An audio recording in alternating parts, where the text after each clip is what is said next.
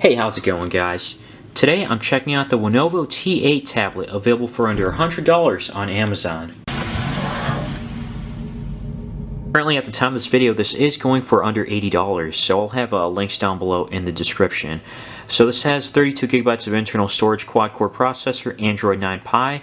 On the other side, it shows you more of the specs here. It's a 1280 by 800 resolution, NT8163 quad-core processor. No surprise there. I've seen that so many times now. It's almost in every one of them. 4,000 milliamp hour battery. That does sound a little low, but let's see if it's well optimized or not. There is a GPS module, it seems like, and an FM radio to play, so that's not bad. 2 megapixel front, 5 megapixel rear, 2 gigabytes of RAM. There's the tablet itself. Underneath that is a wall outlet, micro USB cable to recharge it, and then you have the user guide. I think there's something else back here. It's like a bookmark. So this is what the tablet looks like. On the back is just made of plastic, but it has a nice soft feel, like a soft plastic, I want to say. On the sides are kind of aluminum to make it feel a little bit premium. And then there's a speaker on the bottom. There's a camera on top. It's kind of a little protruding just slightly there. Nothing too crazy. 3.5mm headphone jack is on top. A micro SD card slot is there. Micro USB to recharge the tablet. On this side, there's really not much. On the bottom, there's nothing. And on the side is a reset button, power button, and volume keys. And then on the front, you can remove this, and there's still a screen protector that's pre-installed on it. Out of the box, there's just a little bit of bloatware. Really, it's YouTube Music. Can't really remove any of these apps, like YouTube Music. I tried and it doesn't work. But nonetheless, it's not that bad. Out of the box, you should get some space. It's still downloading or updating 5 apps, but it's going to be around 25 gigabytes free out of 32, which is still a pretty good amount, honestly. And then you could use a micro SD card to get some more space. As for the screen itself, it's a 1280 by 800 display, a pretty decent resolution for the form factor, which is 8 inches, and it gets bright, but still not enough to use outside in sunlight. I went outside to take some pictures, and I just couldn't see the screen so well. And here are some pictures I took outdoors. It didn't come out so great. I moved just a little bit at the end, but apparently you have to stay still for a while for it to kind of render everything or take the screen or take the picture. So it came out blurry on this side, which was unfortunate, but also, even when I was still, it still comes out a little bit blurry on some edges, so it's definitely nothing great. I guess that's what you'd expect. It's still readable, if you look at the stuff here. 8-inch 1280 by 800 IPS. I can barely read that, just barely. But I can read up to 1.3 gigahertz in the smaller font. So I guess this is usable, if you want to take notes in class or something. And then I was also taking a picture of the watch, the Nektom Watch, trying to flex here. But more importantly, I can see what it says quartz down here. So it kind of, the camera is actually decent, to take, like I said, take notes in class or something like that. And the front camera is tolerable at best. It's actually not too bad, better than those 0.3 megapixel cameras I see on some other tablets. For a Skype call, it's a little bit shaky when I try to move around. It's a little better than the other tablets though, so that's not bad at all. Definitely, again, I would say tolerable. You can use this for Skype call or video call. When I ran a few benchmark tests with the Geekbench score, the single core score was around 100, and then the multi-core score was around 370, 380. So nothing crazy here. This did get a lower score than the ONN 8-inch tablet, which is kind of interesting. And the reason I'm bringing up the ONN 8-inch is because that goes for around the same price as this at the time of this video. It's at Walmart. I have a video for it if you want to check it out. I'll have something at the end of the video or an annotation up here. But yeah, so this got a lower score on the Geekbench than the ONN 8-inch tablet, but in terms of the Antutu benchmark, it got a higher score than that, because I think it was like 40,000 on that one, and this one gets over 50K. I think at one point it was 58,000. I'm not sure if I had something off or what I did, but nonetheless. And the specs here are MT8163 quad-core processor, ARM Mali T720 GPU. Then again, 2 gigs of RAM. Honestly, this is the same stuff we've been seeing for like the last few years. Nothing impressive, nothing too crazy. The only thing that's really good is the price point, because usually these tablets would go for $100 or $120, but now it's getting cheaper, which is a good thing. The cheaper it gets, the better, right? But obviously, the most important thing is performance. And when I was, checking out an article here or there, it ran pretty smoothly. I didn't really notice too many hiccups or slowdowns, especially when typing. And that's very nice to see.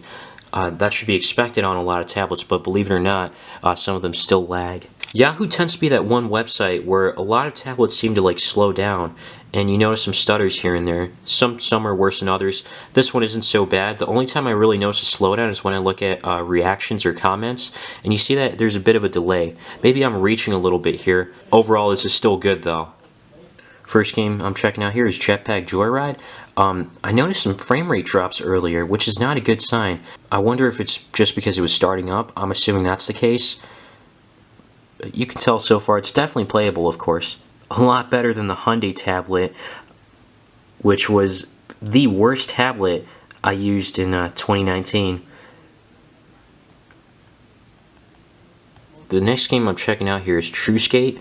Surprisingly, I'm not noticing as many frame rate drops on this one, or it's not lagging too much, which is obviously a good thing for a 3D game too, nonetheless.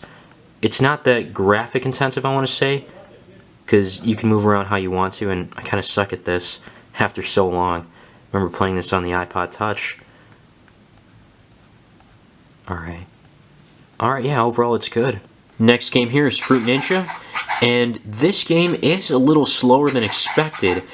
When I tested out a lot of tablets that had 2 gigs of RAM or around the price range, Fruit Ninja was slower than this. This is still kind of slow. Is it playable? I want to say almost playable, but not necessarily, because when there's a lot of fruits coming out, it's harder to it's actually just harder to like get combos, if you know what I mean. If you play this game, you'll know what I'm talking about. But yeah, if you look at that, there is a bit of a, not really a delay, but like it does feel a little slow. So that just tells me that really high-end games won't be as good on this. I definitely hit more than 9 times there. What the heck? As for 3D games, or high-end 3D games, the last game I'm checking out here is Call of Duty Mobile. I don't think this is too high-end, but it's decent enough to show how 3D games or other 3D games would do. Overall, it seems to be alright. Nothing crazy. Nothing too bad. And this game is kind of a joke to me, in my opinion, to be able to have this option here. The automatic option, like auto fire. And earlier I was playing the speaker. The speaker's pretty tinny. I think that's the worst part about this tablet, just the speaker that's on the back here. It barely gets loud. I watched a video or two here, and again, not much you can expect, but as a tablet overall, and for the price, which is $75 at the time of this video, it's pretty good. It's pretty good. I mean, the only other option I know at the time is the ONN tablet that's sold by Walmart, but I don't think it handled games as well as this did. I think this was a tad bit better in terms of game performance. Also, another thing really quickly is that the tablet gets just slightly warm up here. This is nice compared to the other tablets I've tested out, because they normally get kind of hot or super hot where you can't touch it. Normally it's not the case anymore, but this doesn't get too warm, and that's a good thing, especially if you're giving this as a gift to a kid, or even for yourself, I would say. I've got a video here in 720p 60 FPS, just so you can compare side by side on how laggy it is. Oh, whoops. I guess I played one quicker than the other.